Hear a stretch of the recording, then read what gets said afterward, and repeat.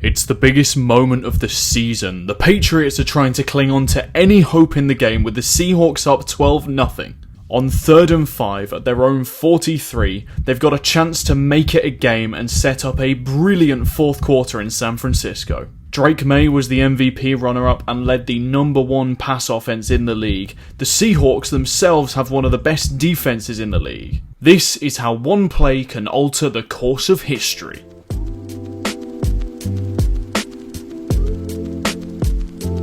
So far, the Patriots have barely been able to move the ball. They've struggled to get into Seahawks territory and they haven't cashed in any points. But on 3rd and 5 near midfield, this drive is showing a little bit of promise to get them back in the game and at least make it interesting.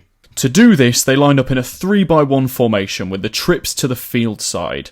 They then motioned Stefon Diggs to the other side of the formation to create a stack with Hunter Henry to the boundary. Kayshon Boutte runs a fade, Pop Douglas has an inside release into a dig, Hunter Henry has a deep cross over the top of the linebackers, and Stefon Diggs has an out and up double move off the motion. Ramondre Stevenson is just on a sit in the middle of the field. To read this, Drake Maye is going to alert the fade pre-snap. If you don't like the matchup, don't take the shot, but if you do, you can throw it. But situationally, that doesn't really make sense here. His first look is to the right, to the stack, as Henry is trying to create a rub to displace the corner sitting over Diggs, so he has a free release and is able to get a first down. If this gets covered, then Drake will read the two crossing routes to see who the middle field defenders lock onto and who's able to find space or beat their man. If they attach to Pop Douglas, there should be space for Henry and vice versa. Finally, Drake has the check down to Stevenson if the coverage drops onto the downfield routes and just leaves the running back on that shallow sit. In protection, because the running back's on a sit, it's 5-0 man-to-man protection. So if more than 5 Seahawk defenders blitz, Drake needs to get the ball out quickly. Stevenson would be the hot read on this concept, just dump it off for a first down. It's a good call in this situation because if it's man coverage, the crossing routes take advantage of that, but if the Seahawks sit in zone, then Diggs on the out and up can exploit that space. However, the Seahawks have been playing elite defensive football all year, and today, they're not just going to let the Patriots get this one for free.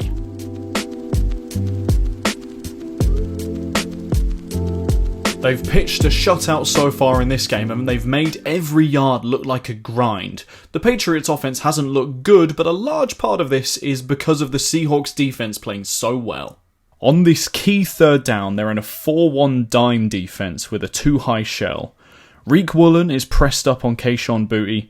Nick Emenwari is pressed up on Hunter Henry, Devon Witherspoon is in the slot over Pop Douglas, and Josh Jobe is over Stefon Diggs. Julian Love and Kobe Bryant are the 2 safeties on the field. In the box, Uchenna Nwosu is walked up to the line in the B-gap with DeMarcus Lawrence and Derek Hall as the edges. Leonard Williams is playing 3-tech to the weak side, and Byron Murphy is playing 1-tech also to the weak side. The pass rush is fairly simple. Nwosu's going to drop out and play man coverage, with Byron Murphy replacing the pass rush in his gap. Lawrence, Williams and Hall are just rushing the gaps they're lined in. By the way this looks, the Seahawks should be playing a cover 2 man defense, but because the safeties aren't evenly aligned, it does look like they could rotate into middle field closed and be a cover 1 look. They've got their athletes on the field ready to play coverage because they know the Patriots are going to throw the ball. They show man coverage by having Josh Jobe run across the field with Diggs as he motions into the boundary, giving Drake Maye a look he thinks he knows. But what happens post-snap is the Seahawks don't play man, and they just play a very simple cover 2 zone. Woolen and Emenwari are in the flats, Witherspoon, Nwosu and Jobe have hook curl assignments, and Bryant and Love have deep halves to cover.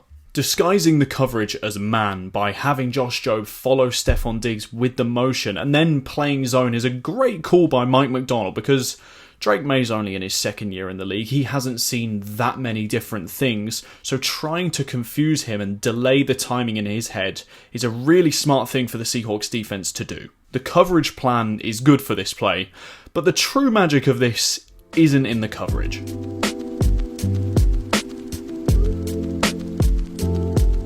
After the snap, the Seahawks drop into their cover 2 zone and only rush 4. Maye confirmed this by looking at the safeties and the middle of the field. Now Maye knows that his first look is going to be Diggs on the out and up, but before this can get open, DeMarcus Lawrence is able to try and go around the outside of Will Campbell, Campbell has a decent rep, but Lawrence is able to influence Maye. Now, the really clever part about this pass rush is Byron Murphy slanting into the opposite A-gap, occupying the centre and left guard for the Patriots. By doing this, he allows Leonard Williams to have a one-on-one with Mike Onwenu, and he resoundingly wins, driving Onwenu so far into the backfield that Maye has no choice but to step up into the pocket. Quarterback movement is fairly standard in the league. They've got to move around to find space and get to their reads. But because of Maye stepping up, Morgan Moses, the right tackle, then doesn't have the correct angle between Derek Hall and Drake Maye.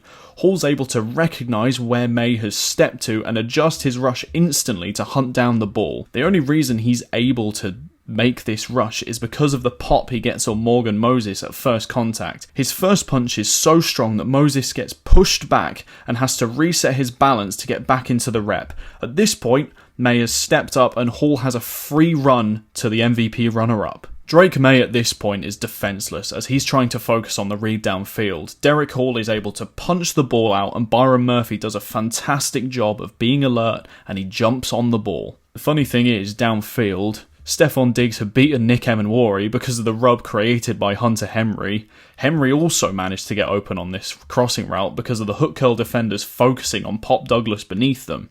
If Maye has the time on this play, then he's going to be able to get the ball out and it's almost certainly a Patriots first down and that drive keeps moving. What this play shows is how the balance between pass rush and coverage is how great defenses distinguish themselves from good ones. A great scheme, fantastic coaching and great players are the foundation of this Seahawks team. For the Patriots, they were never able to recover from here and they gave up the touchdown on the ensuing drive. There hadn't been a big play in the Super Bowl until this point, but because of one bad rep by Morgan Moses and Mike Onwenu, the game was broken open. This ultimately ended the Patriots' hopes of a return to glory, and the Seahawks were able to get revenge for their loss in Super Bowl 49. If you've enjoyed this video, please make sure to check out this video where I analyse how one play meant the Seahawks were able to overcome the Rams in that brilliant NFC Championship game. Please also consider subscribing while you're at it.